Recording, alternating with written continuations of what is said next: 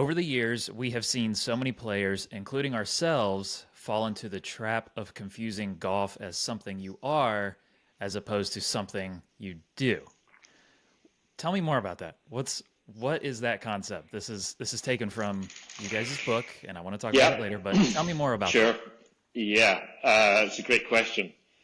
But it's something we see all the time. You know, people who play golf for a living, or not necessarily for a living, just play for fun apparently, they think their personality or their worth or value is defined by the number on a scorecard, Mm. which is crazy.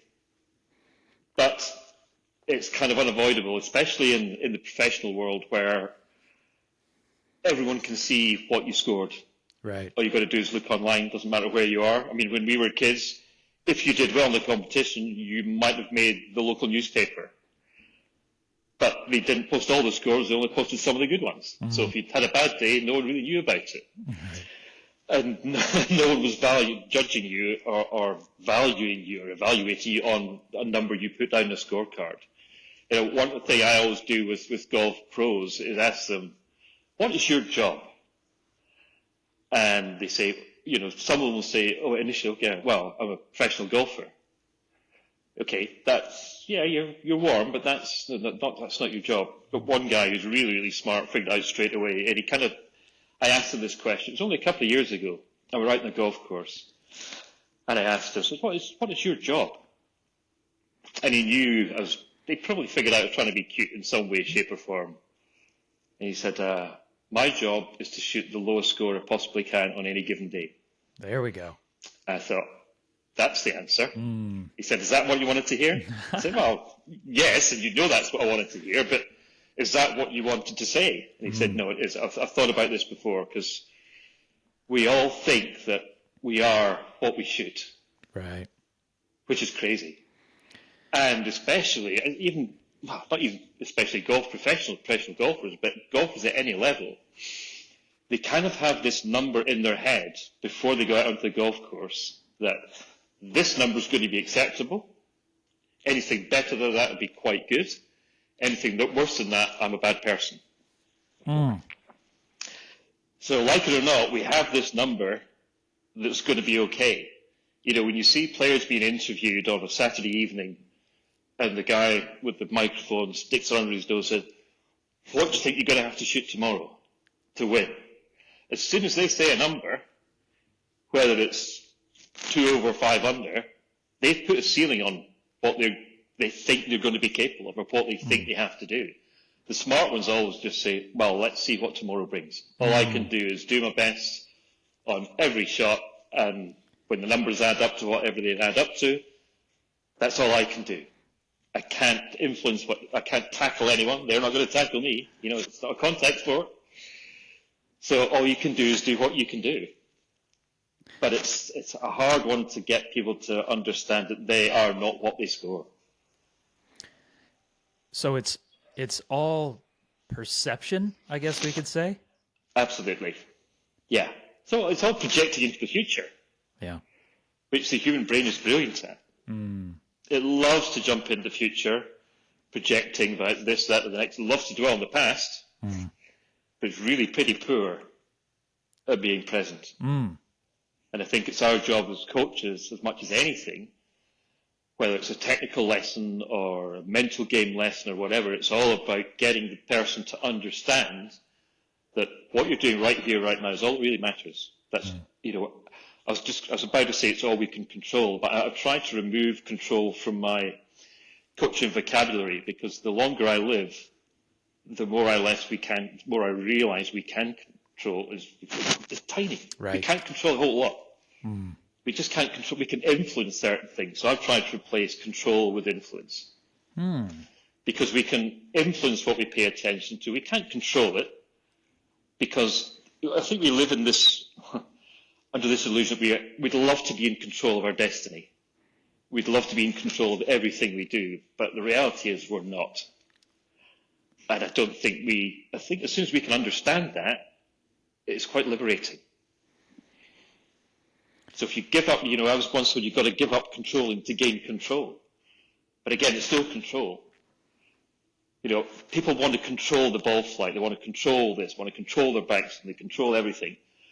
But once you understand you can only influence it, you can't control it. If we could control everything on the golf course, we'd all be shooting 54 every time we played, right? That doesn't happen. Right. It doesn't happen. How can we influence? What are the things we can do to influence? We can pay attention to them for a start. Karl and I, as you know, in our books and in the work we do, we talk about 3 key performance principles a lot, which are intention, attention, and attitude. So we can certainly influence our intention. We can create a very clear intention. Because without having clear intention, where do you start? Most people hit a golf shot on the golf course, and then they complain that it went too far, left, right, long, short, whatever. And then you ask them, well, what was it you were actually trying to do? And they don't really create that intention until after the fact. Right. Well, I was trying to hit it on the green. Okay, well, was that your intention when you were standing over the ball? No, my intention was to complete my turn and transfer my weight and then hold my follow through, hold my finish, whatever it was. Or don't. Okay, Do this, or don't. do Well, that. exactly. Yeah. Don't hit it over there because there's trees over there. Don't hit it there because there's water over there. Don't hit it long because we don't know what's behind the green. Don't hit it short because there's a bunker there. But they're not actually trying to create a clear intention. They're trying to, it's almost like risk avoidance Yep. comes into play from the very start. But if you've got to start with any shot with a crystal clear intention, because without that, you're just swinging a golf club around the place. Without clarity of intention, you have no starting point. So that has to come first. So we can certainly influence that. And how do we influence that? One thing that we've learned over the years is by asking questions. That's a pretty good place to go, pretty good place to start, because questions focus your attention. People talk about making positive statements. I'm going to play well today. I'm going to hit every fairway. I've got to hit every green. I'm going to hold every putt. But when they've done none of that for the first 4 or 5 holes, you go from being sky high positive to where? Back to square one. Snakes and ladders, right? So you've got the polar opposite. You're back to being Mr. Negative. But if you ask positive questions, is it possible I could hit this fairway? That opens up a totally different mindset, totally different way of looking at things. So if I asked you, what I often do with people, even with people I work with remotely, what's the opening tee shot at your golf course look like? They'll say, oh, well, it's a bunker at 230 on the left-hand side, but, if it's into the wind, I don't know if I can carry it, and there's trees on the right, and there's OB if you go 10 yards beyond the trees, and right, okay. What are you seeing here? You're seeing trouble. All you're describing is all the stuff you don't want to happen. But if we reframe that and ask a different question, which might be, what's the best version of the opening tee shot at your course look like? Oh, well, yeah, it starts a little draw down the right-hand side and draws back into the fairway. Okay, so would that perhaps be a better place to start from? By asking a positive question rather than making a positive statement. A question that channels your brain towards where you want it to go. Absolutely, yeah. It's kind of pre-programming, it's priming. Yeah. I had a friend who worked as a travel agent for years and used to do all our travel, and I traveled a bit on tour. And she was great at checking into hotels. She'd always say, oh, I love coming to stay at this hotel because we always get real nice rooms and see views. So what's the receptionist do? You know what's coming, right? Yeah. Oh, right. Oh, right. Okay, so you like to see view because you're, right, That's okay, good. It's clever, isn't it? I'm going to use that one. Yeah, me too. It does work. Don't tell everyone, but it does. Sometimes it works. Sometimes it works. Yeah. Huh. So positive priming is really quite powerful. But it's not making a statement, it's asking a question. Is it possible you could hit this fairway? What does a really good shot look like? Okay, you describe it in great detail. And then, is it possible you could hit that shot? Yeah, absolutely. You're not putting yourself under pressure. You're just opening your mind up to what is possible, which is a great place to start.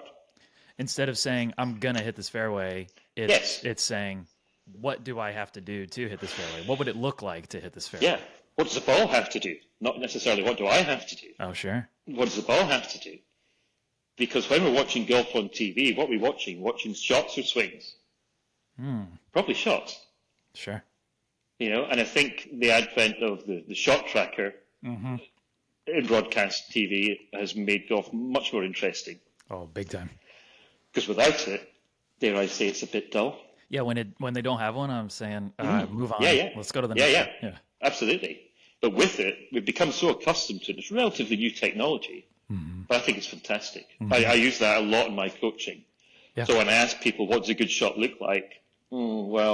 It finishes in the fairway. Right. Okay, that's what the result looks like.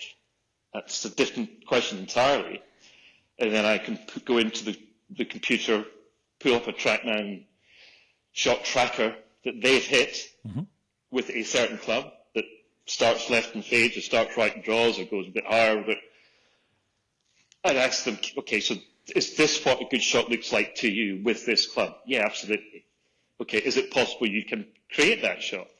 Well, we know you can, because this is one of yours. Right. We've not just pulled them up, one of these shots up randomly. This is actually one of your shots. Oh yeah, I can play that shot. And then, given that clarity of intention again, they then go about the task of creating that shot. And when they're doing that, they're probably not getting tied up too much in too many swing thoughts or technical thoughts. Sure. So influence is, you said pay attention and Yes. set an Well, create an intention, because once you have a clear intention, you got somewhere to place your attention. Right. It channels the attention towards what you want to do. Okay. Correct. Okay. Absolutely. Yeah. And you said attitude also. What's going on there? Well, that's the glue that holds it all together. For me. I was once told that a bad attitude is like a flat tire. You can't go anywhere until you fix it. And you can see the best players, the best swingers, the best ball strikers, bad attitude, all falls apart, counts to nothing, amounts to nothing. And while I love to have people around me and surround myself with people with positive attitudes, making positive statements, again, is a dangerous thing to do. Yeah, let's have a can-do attitude. Is it possible? Yes. Great. As soon as you shut yourself off to possible, because we tend to live out the stories we tell ourselves, right? And if we've decided that today is going to be a bad day, then we will go in search of evidence. We will go in search of evidence to back that up. Right. We'll prove to you that I told you I was going to have a bad day. Yeah. Just watch me. We'd rather be right than have a good score. We'd rather be right than good. Absolutely. Yeah. Absolutely. Yeah. I always miss this fairway to the left. Yeah. Watch, I can predict myself. I can predict how bad I am as a golfer. Yeah. And again, it's pride. It's negative pride as opposed to positive pride. Right. Yeah. So we do tend to live out the stories we tell ourselves. Plus, we tend to create what we see. If I gave you a piece of paper and said, okay, Josh, I'd like you to draw, here's a pen, piece of paper, draw a circle, a triangle, and a square, what do you see? A bunch of shapes. Yeah. And what are you going to draw? The shapes that you see. Yeah. I see. Yeah. Yeah? Yeah. So if I said, draw a circle, draw a circle, draw a circle, you'd really struggle to draw a triangle. Yes. I see what you're getting at. Yeah. Do you know what I'm saying? Yeah, if you tell me to all these things, I'm going to not know what to do. But if you tell me just to do this, I'm not going to do the other one. Yeah. Yeah, right. Exactly. Right. Yeah. So again, we tend to go out on the golf course, almost we're protecting something we don't actually own. Yeah. Again, going back to the number that we've created in our mind that's going to be, okay, that's acceptable. So you almost take ownership of that number and you're trying to protect it. You're trying to hold on to it all the time. You don't let any of it go, which is crazy. We own nothing. Right. It's like Yeah. I was 5 under after 15 and I was well, why didn't you just walk off then? Yeah. Why didn't you just say, okay, that's enough? Yeah. Well, you can't. Yeah. You had what you wanted. You should have left when you had what you wanted. Exactly. Yeah. So when you're going into a round of golf, instead of saying, here's the number I want to shoot, what would be something everyone should say or should ask? What's a good thing that we should all ask ourselves? Is it possible today could be a good day?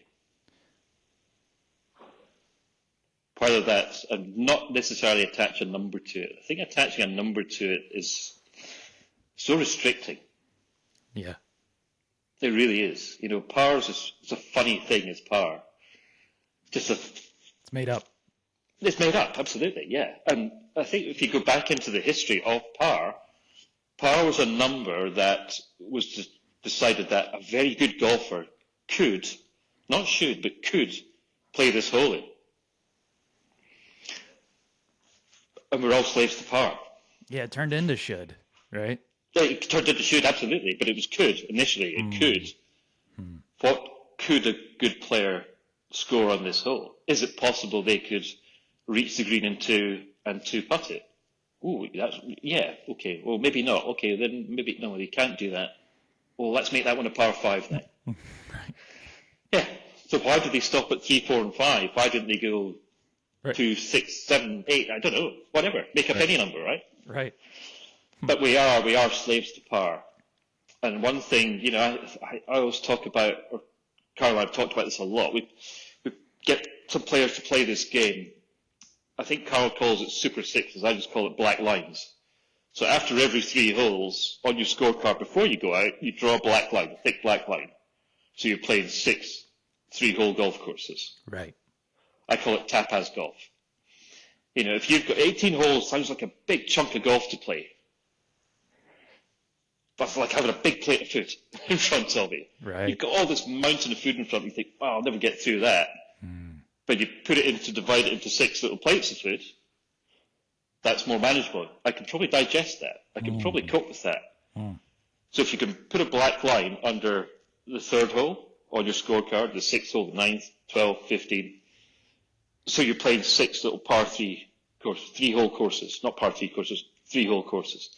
And you can give yourself a target or ask the question, is it possible I could play these first 3 holes in par or better? Or whatever your handicap is relative to your handicap. Or just, is it possible I could play them in level 5s or level 4s or whatever it is, relative to your ability or perceived ability? Then it's much more manageable to play golf like that. Because you'll know probably better than I do, our brain likes to reset frequently. But why do we have to wait until we play 9 holes to reset? Yeah, right. I've always wondered that. Why is the turn? Do you know what I mean? Yeah. The turn, yeah, 9, okay. right? Exactly. Oh, played front 9, whether you played it well, good, bad, or indifferent, doesn't really matter. I've got a chance to reset now. Well, why? Why do you have to? There are no rules that say you can't reset before then. Right. And again, if you think, I've got as long as I can get to the turn in, you're projecting into the future. You could be standing on the 2nd green or the 3rd tee. If I can get the turn in, again, there's that number that you've created in your own mind that's going to be okay. And if it's not okay, well, at least I can reset. Or if it is okay, I can reset.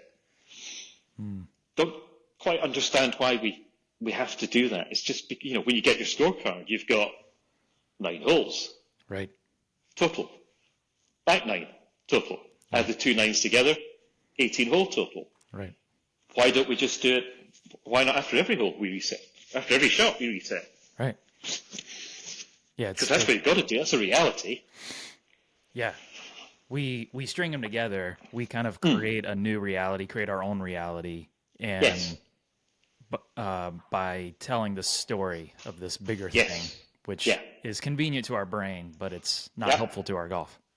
Absolutely. I coach a couple of college teams in the US, actually. One of the girls I spoke to yesterday morning, they're down in Florida playing a tournament this week. They played a practice round yesterday, and she said, I was 2 under par after 3 holes.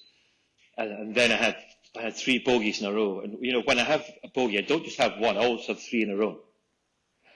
I said, okay, and is that reality, or is that just a story you've kind of created in your own mind?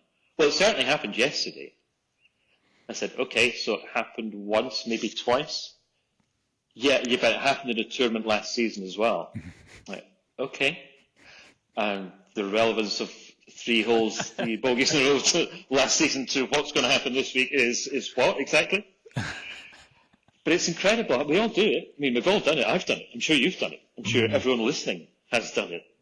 But again, once we create this story, we almost feel duty bound to live it out. Yeah. I didn't make it up. Honestly, see, I told you. And you didn't believe me.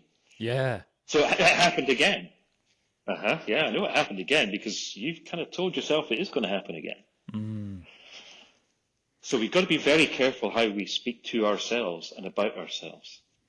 I often ask people, are you kind to yourself on the golf course? Oh, God, no, horrible. Okay, would you ever speak to anyone else the way you speak to yourself? Right. Oh, no, it'd be pretty lonely. You'd have no family or friends left. Right. And you see it from the first tee. Someone hits a tee shot, you say, good drive. Yeah, I didn't quite catch it. It was a bit low and a bit out of the heel. No, it wasn't very good. But if I said that to them, or if I said that to you every time you hit a shot, you'd think, who's this guy? Yeah. I'm not going to listen to that. Yeah. But we listen to ourselves. And I don't think our subconscious mind can determine whether it's you calling me an idiot or me calling me an idiot. Sure. I'm just hearing idiot. So, exactly. Exactly. And we don't like that. We don't like that. So that's where the attitude thing comes in. Because if you can be, a good friend of ours was talked about being, the best I can do is be a good playing companion. And because that's infectious. Yeah.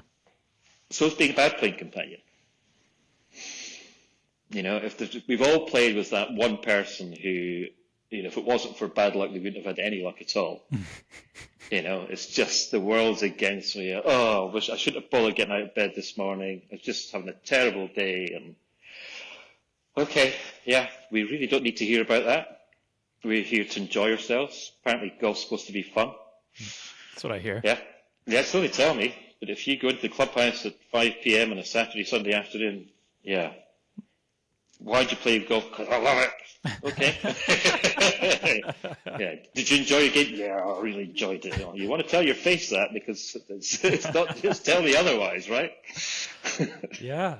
You know what? Yeah. One of the craziest things that I hear is when a player is annoyed that when they went to a golf lesson, they hit it good in front of their instructor. They almost wish they hit it bad because they want to prove to their instructor, look, I am hitting it bad, see? And that's that's crazy to me. Yeah, absolutely. Why aren't you They glad? get angry. Yeah. And then, after 10 minutes they start hitting it good. Oh, God, why wasn't I doing that yesterday? Yeah. Oh, don't get pissed off you're hitting it well. Right. That's mad. Yeah. And I think a lot of the time, good coaches understand that it's not about hitting it well necessarily just in the session or in the lesson. Because they've got to take a bigger picture view of it than that. The lesson is what you take away and apply. The lesson isn't standing and hitting 7 irons to the same target and trying to fix your backswing. That's not a lesson. That is just something. That's just hitting balls. A good range session. Yeah. A good range session. Yeah, exactly. But what a good coach will do, I think, is direct someone's or the student's attention to somewhere useful in that precise moment in time. So I probably don't give too many people too much information. Yeah. Because they can't process it. Or even if they can process it, they can't apply what they have processed. Right. So if you've got, let's say, you've got 100% attention available to you at any given moment in time, and I give you 3 tasks, or if I say to you, okay, Josh, I'm going to ask you to hit a shot from point A to point B. You're going to describe it to me. This is going to be a high fade, low draw, whatever it's going to be. But I want you to think about A, B, C, and D in that less than 2 second time frame. You kind of look at me like the look you give me right now. Are you mad? Yeah. But that's what happens, right? So if you've got 100% available attention and I ask you to split it 4 ways, now your brain's going to pay 25, 25, 25, 25, but not necessarily in any kind of sequential order. Right. It might go A, C, D, B. Mm-hmm. And then, whoa, wait a minute. Whoa, let's just stop there for a second. Let's just give me one task. Mm. You know, if I throw a ball to you and ask you to catch it, you catch it. If I throw you 2, you might catch them both. If I throw you 3, well, your brain doesn't know how to prioritize one over the other. So it tries to grab all 3, and we end up maybe catching one if we're lucky. Mm. So I think that's quite a good example of division of attention doesn't really work terribly well. Right. You know, a single point of focused attention is really important. I mean, if you look to the martial artists in the East from centuries ago, or, you know, they got it right. Maybe they knew something all these centuries ago, thousands of years ago. Mm. Great golfer. They have they have a single point of focused attention. Mm. They understand they have this, or through exploration and experimentation, I guess, they figured out what works best for them and stuck with it. It's the hardest thing to do in golf, isn't it? To find something that works and stick with it. Because there's always something else just around the corner that might just be the silver bullet that kills all the evil in golf out there. How do you We're know always what looking for works? something else. How do you know what works? How do you know when to stop? Great question. Yeah. If you or I had the answer to that question, Yeah. Yeah.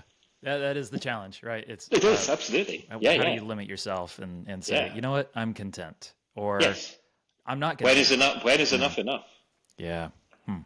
When is enough enough? You know, I've worked with players who've, you know, at county level or club level or professional level. I just want to win a tournament. Okay? You've won the tournament. How does that feel? Oh, yeah, it felt great for about half an hour. Yeah. When's the next one? What next? What next? But it's dopamine hit, isn't it? It's a drug. You know, you crave more. Yep. So, yeah, when is enough enough? You know, Karl talks about a lot of, I'll be happy when. Are we ever happy? Right. Really? Not if that's your mentality. No, absolutely. So you've got to park. Okay, that's what I wanted. Maybe it's time to reassess now. Or maybe that is what I always wanted. Maybe that is enough. You know, you see all these golfers playing for vast sums of money these days. Do they need that money? God, no. But it's like a scorecard. You know, if they see someone earning X amount, or a guy going to live on a deal that's worth X, Y, or Z, well, I want a better deal than that. Yep. Just inherently competitive. That's not fair. Yeah, exactly. I should be getting more than that. I should be getting at least that. I'm a better player than him, or her, or whoever. Really? Okay, in your mind, that's maybe not a bad thing. But, yeah, it's a tough one. When's enough enough? Yeah. Yeah, managing expectations is really one of the reasons I don't really do an awful lot with junior golfers anymore, is because I love working with the kids. Parents' expectation management is a challenge, Yeah. which is a real shame. That's generous. That was a generous way to put it. I'm trying to be polite here. Yeah. But I've seen it so often, you know, parents living their lives vicariously through their kids, and it's tantamount to child cruelty a lot of the time, isn't it? It really is. It's awful to watch. No kidding. You know, where I'm based here at Archfield in East Lothian in Scotland, they used to have they still do have the US kids European finals just along the road. And, you know, I've seen kids here with their, 8-year-old kids with a coach, a personal trainer, a track man, cameras, everything, and dad or mum barking orders at them. Let the kid play. Gracious. You know, don't put an 8 or a 9 or a 10-year-old kid under so much pressure, because they will end up hating you and hating the game. I've seen it. Yeah. You know, it is a game. Let's not get too far away from that. You know, I've told this story 1,000 times. My late father, he was a golf writer, which is probably why I got into golf in the first place. I was 10, 11 years old, and I was getting frustrated because the ball wasn't doing what I wanted it to. I probably hadn't worked hard enough at it, but I had these expectations that because I once hit a good shot, then it should all be like that, right? Mm-hmm. Isn't that true? Come on. That's true. Yeah, exactly. Sorry to burst anyone's bubble who's listening. He said, remember, golf's a game to be enjoyed, not endured. Wow, yeah. I thought, you know, I'm 57, I was probably 11 at the time, so that stuck with me for quite some time. So when I hear people talking about, oh, go to the range and grind it out, it shouldn't be a grind. You know, if it's a grind, then that by definition does not sound enjoyable. You've got something backwards. You've got something the wrong way around, absolutely. Yeah, absolutely. Golf should be fun. Exploring what is possible, trying to discover what is possible, discovering what is enough. Right. That should be fun. You know? But again, going back to what we talked about at the very start. Yeah. Yeah. It's crazy. Most human suffering is an unwillingness to accept the experience as it is. Oh, yes. That's from, you guys said our meditation teacher, Vin Harris. So yes. Tell me a little bit more about that sentence, and maybe we could bring it to golf.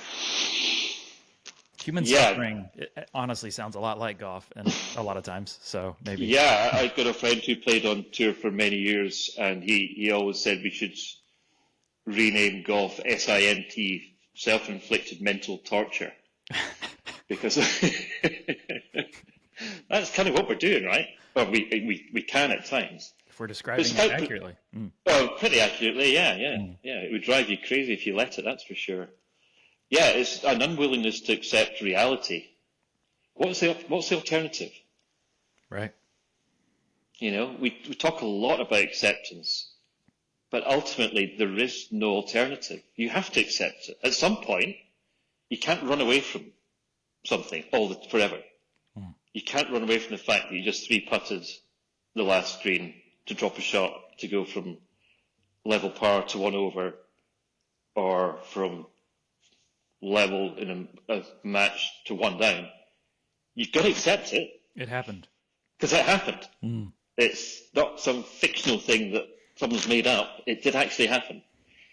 And the sooner we can get over that, the better. Because if you can't get over it, you're going to carry it around with you for a long, long time. So I'll show you a little thing that I do with people who have very low acceptance skills. I ask them, I give them a golf ball and say, can you just hold that golf ball out? Hold your arm straight out like that. Yep. Is that golf ball heavy? No, not at all. Okay, you're going to have to carry that around with you. Because you've just three-putted the first, you're going to have to carry that around with you like that for 17 holes. Is that going to be heavy? Oh, yeah. It'll get just heavy. The very thought of it, you can feel your arm being pulled down. So, yeah, if you don't accept it, you're going to carry it with you. And how long you carry it with you is entirely down to you. Yeah, drop the load, right? Absolutely. Yeah. Yeah. It's not much fun carrying something that's dragging you down with you everywhere you go. You know, there used to be a little Spanish guy who played on tour, and his nickname was Tasmanian Devil, because it was just the angriest guy. I can't remember his name. I'm not going to say it. Oh, sure. But they called him the Tasmanian Devil because I don't know if you ever remember the cartoon character, the Tasmanian Devil. Oh, yeah. And he carried this little black storm cloud around above with him. Everywhere he went, he had this black storm cloud over his head. Well, that's what this guy was like. He he was so angry about everything. He didn't play on tour for very long. Very talented player, but God, was he angry. He could not accept that his ball wasn't doing exactly what he wanted it to. You've got to think golf's maybe not for you. Right. If you're going to behave like that.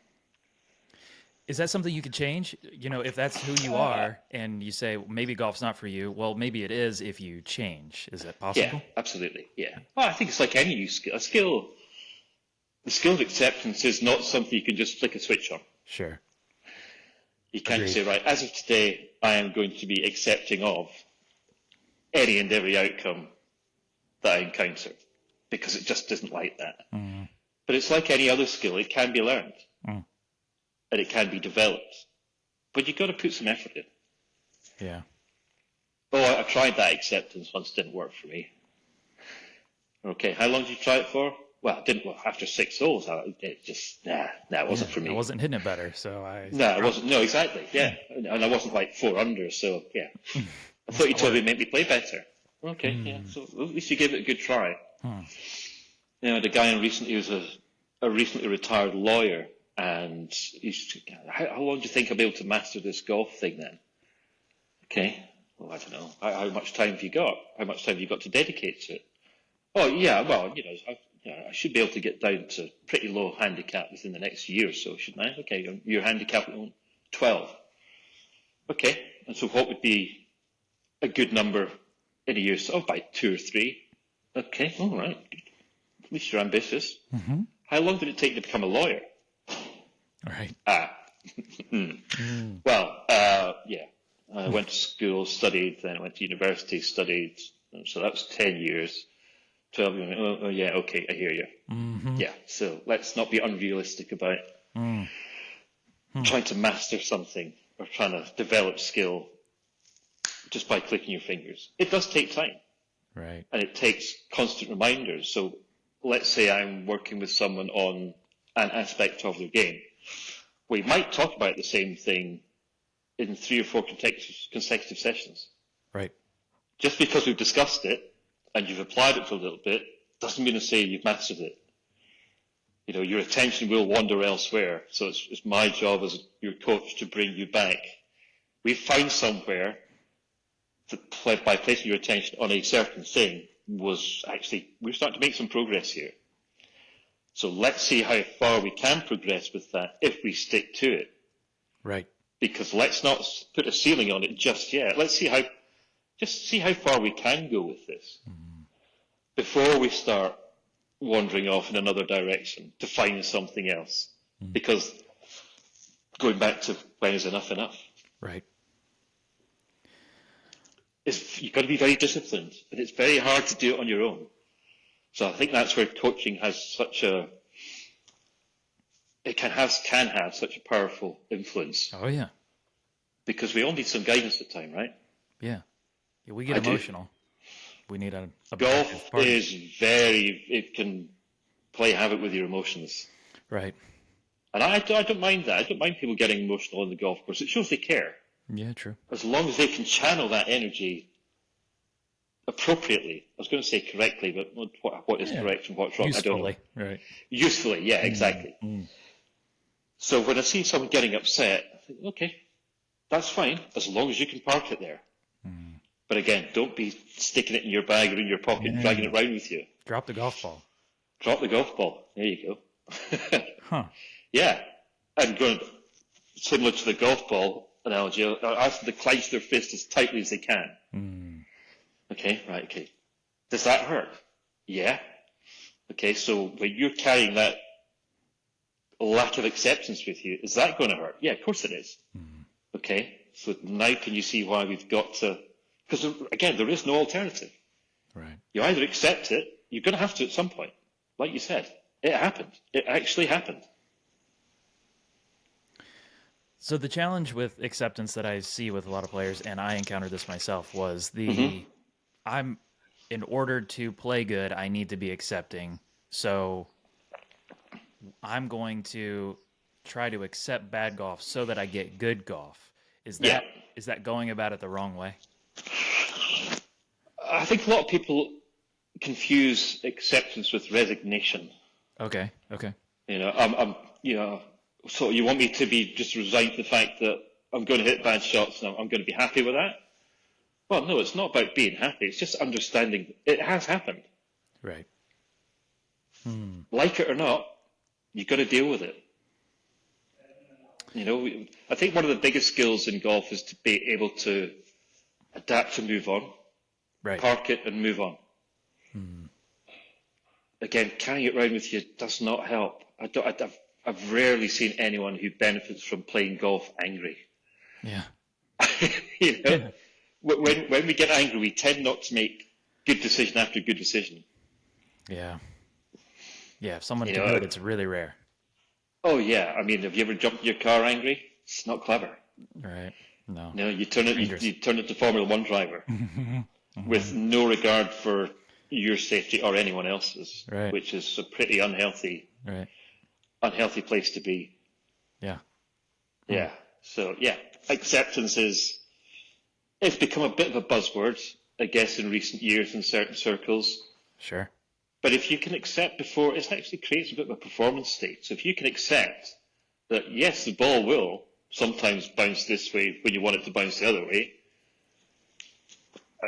that's part of the reason I've tried to remove control Yeah. from my vocabulary, because we can't control everything. We can influence certain things, but once the ball's up in the air or it's left the club face, it's what happens after that is out with our control. We can no longer influence it, so we have to accept it. Right. Simple as that. We have to accept it. Yeah, and if you don't, you're hanging by hanging onto that control. You're making it a lot harder to accept. Well, you're trying to defy gravity almost. Right. Right. You know, We all accept gravity. we have to, right? Because we know that's the thing. Yeah. Yeah. It's a real. thing. It's real. Yeah. Unless you're an astronaut. Yeah. True. Yeah, but So then, almost seeing, if we talk about it like the law of gravity, we could see it Yes. as like the law of mistakes, right? Yes. Mistakes will happen. Gravity does Correct. happen. Gravity Yeah. exists. Mistakes exist. So Yeah. the fact that we try to resist it is like trying to jump off a building and try to fly. exactly. It's just like jumping off a building and expecting to go up the way. Right. Yeah. It's just not going to happen, right? Yeah, you're gonna splat. Right? Yeah, And absolutely. off and the building. Yeah. Absolutely. So by not accepting that things will happen, you're making your ability, or you're limiting your ability to perform massively, because then you're going to damage limitation rules straight away.